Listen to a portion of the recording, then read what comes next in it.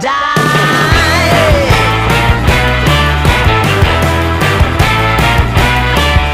Hey, swing those hips around. Can't stop, won't back. Tengku Dewi resmi mendaftarkan gugatan cerai terhadap suaminya Andrew Andika. Gugatan tersebut didaftarkan oleh kuasa hukumnya, Minola Sebaryang, secara ekor. Dalam gugatannya Tengku Dewi hanya menuntut berpisah dan hak asuh anak mereka, termasuk yang kini masih dalam kandungan. Dewi juga menuntut nafkah anak kepada Andrew sebesar 20 juta rupiah per bulannya.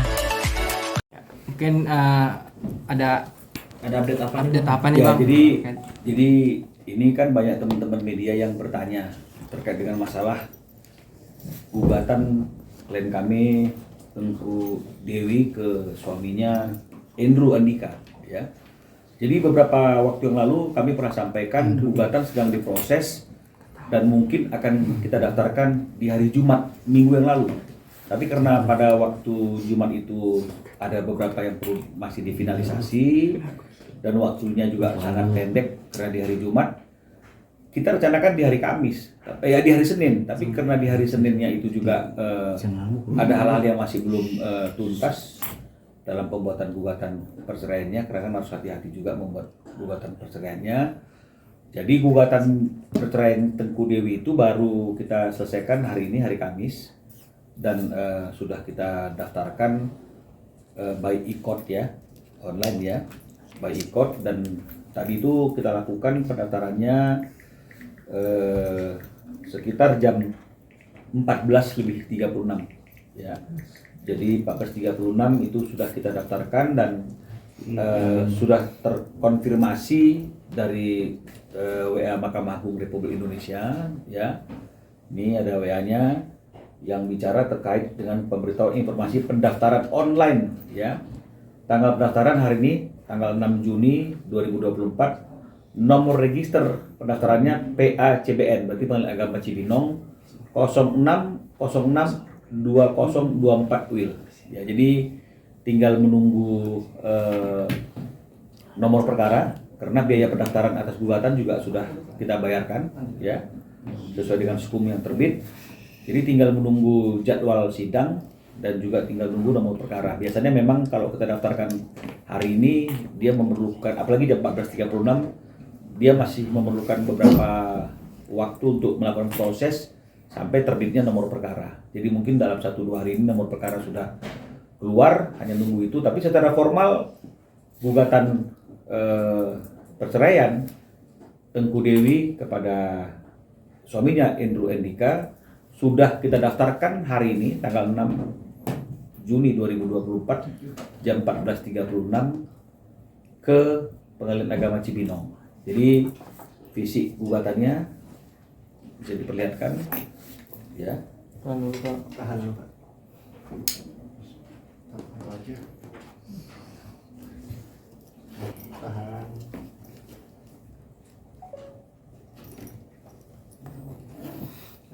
Oke.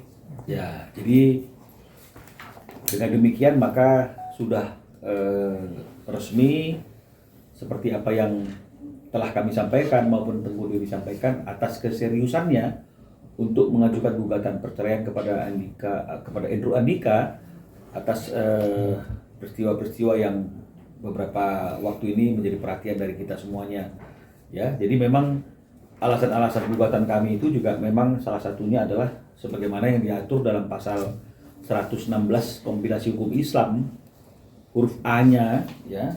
Itu memang dengan jelas diatur dalam kompilasi hukum Islam tersebut ya. Di huruf A-nya itu dikatakan adalah perceraian dapat terjadi karena alasan atau alasan-alasan itu ada A sampai F, tapi kita ambil yang poin A-nya, yaitu salah satu pihak berbuat zina atau menjadi pemabuk, pemadat, penjudi dan lain sebagainya yang sukar disembuhkan ya. Jadi alasannya adalah sebagaimana diatur dalam pasal 116 huruf A kompilasi hukum Islam yang menyatakan bahwa perceraian dapat terjadi karena alasan atau alasan-alasan, karena memang ada sampai F itu alasannya, jadi boleh satu atau gabungan dari berbagai macam alasan, tapi ini yang kita pakai adalah huruf A-nya yang mengatakan alasan perceraian itu karena A.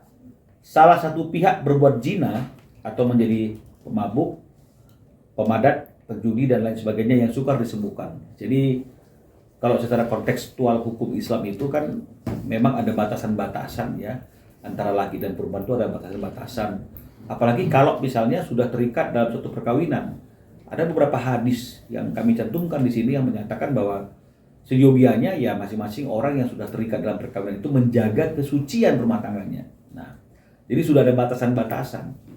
Nah, kalaupun dia ketemu dengan lawan jenisnya, sebaiknya dalam pertemuan itu juga didampingi oleh orang yang menjadi muhrimnya.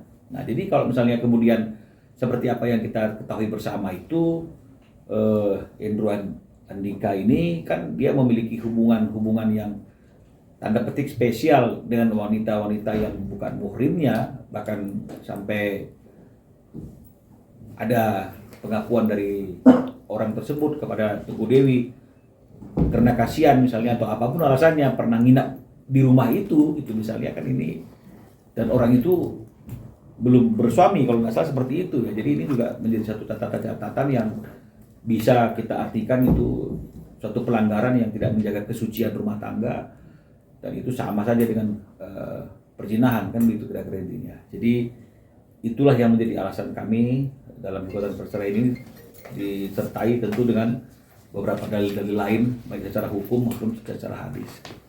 Abang Saya kira seperti itu. Terkait tuntutan sendiri bang, mungkin ada tuntutan apa saja dari Ya. Mbak Teguh Dewi? Tuntutan ya, berarti ini kan bicara mengenai masalah akibat putusnya perkawinan karena perceraian ya. Yang kami masukkan dalam gugatan ini hanya mengenai masalah hak asuh anak. Ya, jadi anaknya itu ada 2 ya.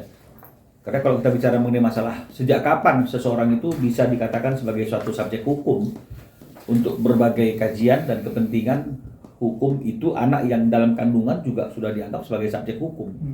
Ya, meskipun belum dilahirkan ya. Nah, jadi oleh karena itu di sini ada 2 anak, satu anak yang sudah lahir 3 tahun yang lalu lebih kurang yang bernama Ehsan ya, Ehsan Ryan Fisher ya. Dan kemudian adalah anak yang masih dalam kandungan yang sekarang jalan 8 bulan. Dan 8 bulan sudah di USG kan kemarin sudah disampaikan anaknya wanita, dan anak itu ada dalam kandungan Dewi selama masa perkawinan antara Dewi dengan Andrew. Jadi nggak perlu diragukan lagi siapa yang menjadi ayah dari anak tersebut ya. Jadi makanya dalam gugatan kita sampaikan ada 2 anak ya, satu lahir bernama Ehsan tadi itu, satu lagi dalam proses ya. Jadi itu yang bicara mengenai masalah hak asuh kepada anak-anak ini, atau hadanah kalau secara hukum muslim itu namanya hak pemeliharaan, dan anak di bawah umur memang seyogianya itu berada dalam pemeliharaan ibunya. Apalagi anak yang akan dilahirkan dalam beberapa bulan ke depan, sebulan ke depan mungkin itu udah pasti sangat bergantung kepada ibunya.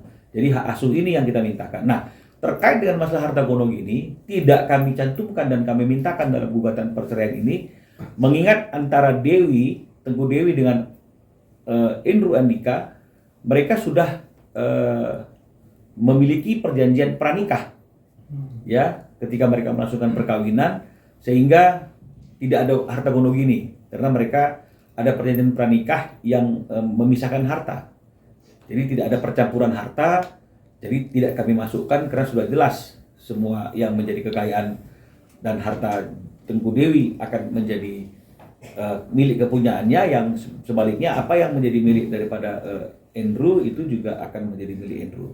Jadi kita hanya bicara mengenai masalah hadanah atau hak pemeliharaan atau hak asuh kepada anak, dan termasuk biaya ya, biaya nafkah untuk anak dan pendidikan anak itu yang diminta oleh Dewi sangat rasional sekali ya, tidak terlalu berlebih-lebihan, tidak terlalu mencolok sekali, normal-normal saja, sesuai juga mungkin dengan kemampuan yang dirasakan ada pada Andrew.